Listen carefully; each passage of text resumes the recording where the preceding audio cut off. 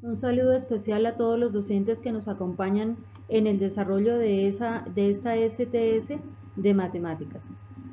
Vamos a trabajar el desarrollo de competencias en el pensamiento métrico y sistema de medidas. Los objetivos principales que vamos a trabajar en esta sesión es fortalecer los procesos de seguimiento al aprendizaje mediante la planeación de guías para trabajo virtual y a distancia, donde se desarrollen competencias en el pensamiento métrico y sistema de medidas apoyados en el uso apropiado de los recursos digitales. Recordemos aquí también que podemos utilizar las guías del material PRES de matemáticas.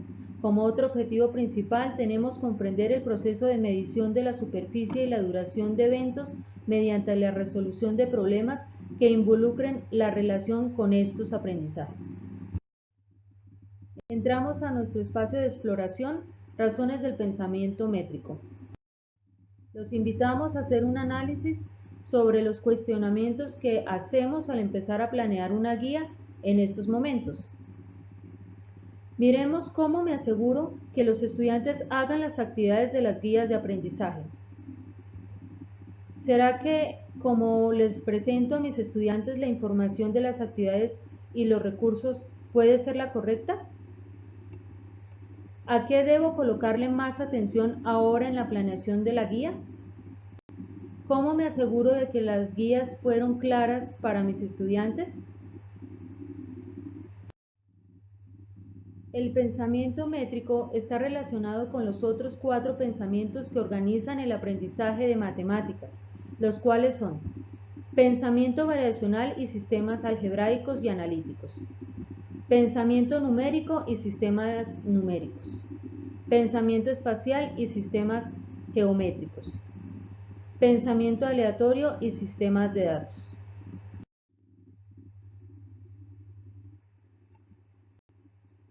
Momento de estructuración. Vamos a ver algo sobre la conceptualización.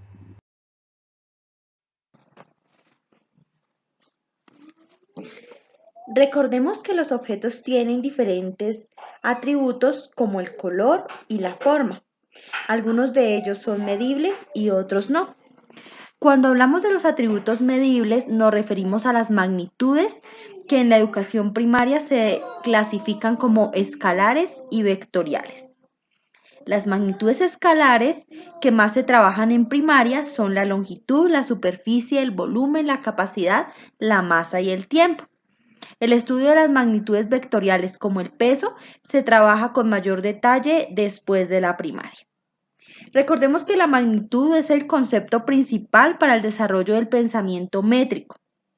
Algunos logros que lo conforman se refieren a la construcción de los conceptos de cada magnitud, la comprensión de los procesos de conservación de la magnitud y la estimación de magnitudes y la asignación numérica.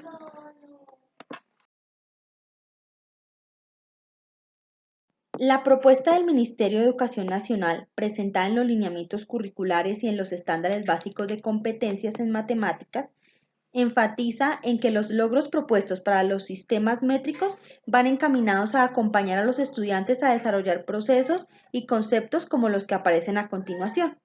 Es importante destacar que diferentes investigaciones en el campo de la didáctica de la matemática muestran que los estudiantes de primaria e incluso secundaria tienen dificultades para la conceptualización de las magnitudes y la realización de los procesos de medición de las mismas, siendo tan importantes factores como la construcción de magnitud, el objeto de la medición y el proceso de la construcción histórica de la medida, dando mayor relevancia a la asignación numérica, encontrando en esto un problema significativo para el desarrollo del pensamiento métrico, pues no tiene sentido iniciar la medida sin que los niños sepan, por ejemplo, qué se puede medir y qué no se puede medir.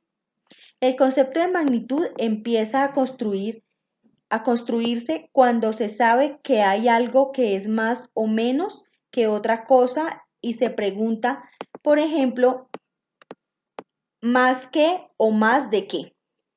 Por eso la importancia de presentar referentes que permitan fijar la atención en la cantidad o magnitud concreta susceptible de medición. Por ejemplo, para la magnitud de longitud, un referente cercano a los niños es la estatura. Otro puede ser el largo de sus lápices u otros objetos propios del entorno de casa o del aula, como la altura de los árboles, el largo y ancho de una puerta o su propia cama, entre otros elementos, enfatizando siempre que hagan relación al hogar. El desarrollo del sentido de la medida se centra en dimensionar adecuadamente el entorno y en aplicar reflexiva y coherentemente diversas estrategias de medida de acuerdo con las exigencias y necesidades de cada situación. Así pues, el desarrollo del sentido de la medida se puede organizar en torno a dos grandes ejes. El primero, reconocimiento de cualidades medibles, donde tenemos cantidad de magnitud. Un ejemplo para este sería la cuerda. Segundo eje sería el proceso de medir, donde contamos con la medida de magnitud y la unidad de medida. Dentro de las estrategias de medida tenemos también procedimientos para medir. Estos se dividen en tres grandes bloques. El primer bloque corresponde a los procedimientos de medición directa. Por ejemplo, para medir la superficie de un rectángulo se superpone sobre él las unidades cuadradas de superficie. En el segundo bloque podemos decir que son los procedimientos de medición indirecta. Por ejemplo, para medir el área de un triángulo se miden las longitudes de su base y su altura, se multiplican y se dividen entre 2. Finalmente, en el tercer lugar están los procedimientos de estimación. Algunas cuestiones claves en el aprendizaje de las magnitudes y su medida. Es importante desarrollar la noción de unidad de medida y los procedimientos para obtener la medida de un objeto. Listar las expectativas de aprendizaje organizadas por grados de forma vertical, plasmando la evolución de las características de aprendizaje. El aprendizaje de las magnitudes y su medida se desarrolla a lo largo de toda la educación básica primaria y también secundaria. Los estudiantes deben aprender que la cantidad de magnitud no cambia cuando se modifica el objeto.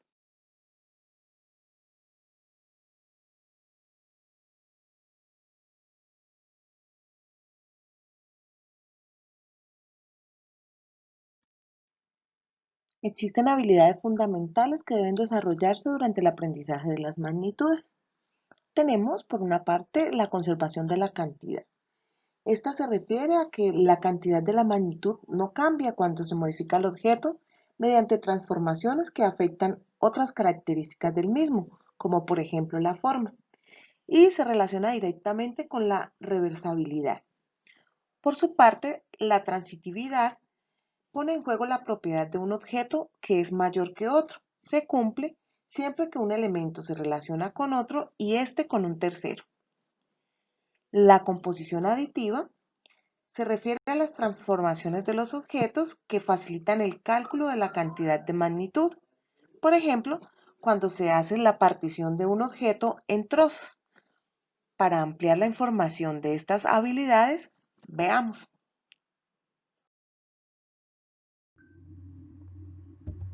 En cuanto a la conservación de la cantidad, es importante recordar que la magnitud no cambia cuando se modifica el objeto. Por ejemplo, aunque el objeto cambie de posición, hay algo que permanece constante, y es evidente con el ejemplo de la conservación de la masa empleando plastilina. Al estudiante se le puede entregar una bolita de plastilina y pedirle que con esa misma elabore otras figuras diferentes. Aquí tenemos el ejemplo de conformar un cilindro y un pez. Esa masa es la misma y el estudiante se va a dar cuenta de la conservación de la magnitud con el ejemplo de la plastilina.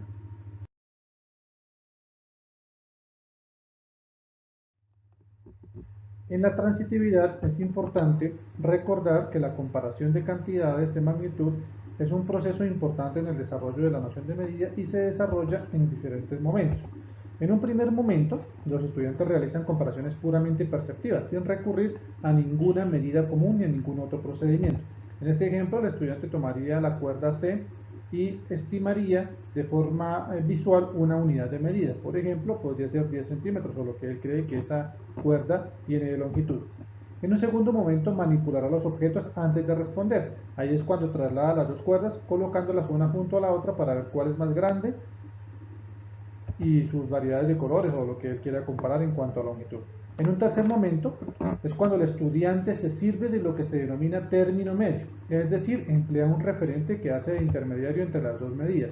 Para este caso sería el término medio la cuerda B. En razonamientos deductivos indicaríamos que A es mayor que B y B es mayor que C, entonces A es mayor que C. Ahí el estudiante está haciendo una comparación de la longitud de las cuerdas empleando un término medio, y ahí es cuando se visualiza el principio de la transitividad. Veamos la composición aditiva. Es necesario aprender a realizar transformaciones de los objetos que faciliten el cálculo de la cantidad de magnitud. Por ejemplo, la partición de objetos en trozos de modo que la suma de los trozos da como resultado el total de toda la magnitud. También debe aprender la capacidad de un objeto mediante el trasvase de un líquido entre recipientes, para así determinar la unidad de medida. Vamos con la estimación. La estimación es un aspecto crucial en la medida, pues se reúnen unas habilidades que ponen en juego el nivel de los estudiantes. Este tipo de procedimiento se considera un valioso indicador de un nivel de desempeño alto, ya que los estudiantes con mayor capacidades estimativas no presentan dificultades asociadas a la magnitud y a la medida. Se sabe que la estimación en la medida no se tiene innata, sino que se requiere con el desarrollo de habilidades y de procesos. Algunas habilidades que se necesitan para la estimación en medidas son: primero, comprender la magnitud o la medida que se va a estimar. Segundo, deben tener la imagen mental de la unidad de medida que se va a usar. Tercero, adecuar la unidad de medida a lo que se va a estimar. Cuarto, seleccionar estrategias combinadas para realizar estimaciones, por ejemplo, la comparación de objetos o cantidades. Quinto, verificar la adecuación o validez de la estimación. JCLIP, Comunidad de Aprendizaje de Tutores del programa Todos Aprender, les va a presentar en la tarde de hoy cómo realizar un gusanito medidor. ¡Hola! Bueno, lo que necesitamos para realizar este gusanito medidor son los siguientes materiales. Un trozo de papel de cualquier color, en este caso yo lo voy a hacer verde. Una regla, un lápiz, tijeras, 2 palillos de cualquier tamaño, 2 hojitos que encuentras en la papelería o 2 hojitos que puedes hacer con papel, 2 trocitos de papel para hacer los cuernitos de nuestro gusanito medidor, si le quieres poner cuernitos, y pegante. Lo primero que vamos a hacer es tomar la medida de nuestro gusanito medidor. Este gusanito medidor que vemos acá mide 30 centímetros de largo. Hoy vamos a hacer uno de 10 centímetros. Luego de que hayas tomado la medida en el papel, son 10 centímetros de largo por 3 centímetros de ancho. Necesitamos que nuestro gusanito medidor sea flexible y para eso tienes que delinear cada franja de la parte de su cuerpo. Esta franja corresponde a un valor de 1 centímetro de ancho. Luego de que ya lo tengas delineado, lo puedes recortar y vas a hacer el doblez del gusanito medidor. Cuando ya lo hayas doblado, que es muy sencillo, vas a tomar estas partes que nos sobran y les vas a pegar los 2 palillitos acá para que puedas manipular este gusanito medidor. Luego lo puedes decorar como tú quieras. Le puedes poner los 2 ojitos de papel y los cuernitos o los 2 pedacitos o los 2 ojitos que encontraste en la papelería. Luego de que ya tengas armado tu gusanito medidor como este, vamos a hacer una actividad súper chévere. Y es que este gusanito es muy travieso y le gusta medir. ¿Escuchas la canción? Mídeme desde el zapato por la pierna. Yo soy un gusanito que mido las partes del cuerpo de los niños, así que me voy y a veces les hago cosquillas, pero me voy midiendo desde la punta del pie hasta la otra punta. A ver cuánto mide el pie de ese niño. O desde la mano hasta el brazo. ¿Cuánto mide ese brazo? Oye, ¿qué te parece si tomas la medida de tu cintura? O de tu brazo. O de tu pierna. Nos vemos más tarde. Chao. Espero les haya gustado la actividad y aprendamos a usar a este gusanito medidor como sistema de medida.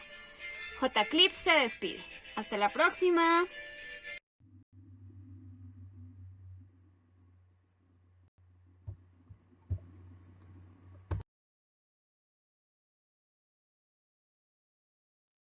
Son múltiples las posibilidades que aparecen a la hora de desarrollar el pensamiento métrico con nuestros estudiantes. Una de ellas es el uso pedagógico del material PRES.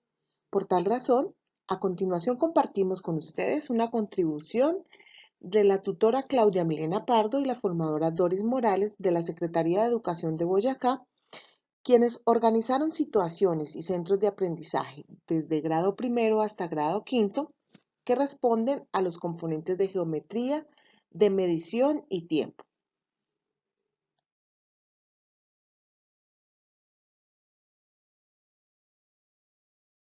El siguiente esquema es un aporte de los tutores Yesid Vivas y Julián Marín de la Secretaría de Educación de Antioquia. Ellos establecieron conceptos matemáticos asociados a cada una de las situaciones problema.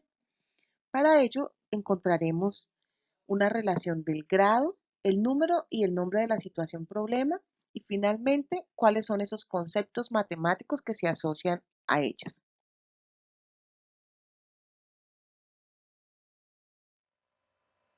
En nuestras aulas de clase contamos con algunas relaciones didácticas para promover el pensamiento métrico. Dentro de estas está escoger o representar referentes que permitan fijar la atención en la cantidad o magnitud concreta susceptible de medición. Aquí podemos emplear recursos o materiales que estén al alcance de nuestros niños y dentro de nuestro entorno. Relacionar activamente los objetos porque se sabe que hay algo que es más o menos o que posee alguna característica que otra cosa y que se formulan preguntas donde intervienen expresiones. Tener en cuenta el trasfondo social, lingüístico y utilitario de la medición le da sentido a todos los pasos que contribuyen en el proceso de medir. Producir activamente la relación de equivalencia cuando no se puede decir dónde colocar un objeto, porque hay otro que tiene este mismo algo o esas mismas características. Propiciar situaciones donde en forma activa los niños se percaten de los invariantes de la magnitud que se construye a pesar de los cambios de posición de los objetos. Este podría ser un ejemplo de matemáticas aplicadas a la vida. Y finalmente la asignación numérica, que es el último paso del proceso de medición, quien tiene intrínsecamente una incertidumbre, una inexactitud incorporada.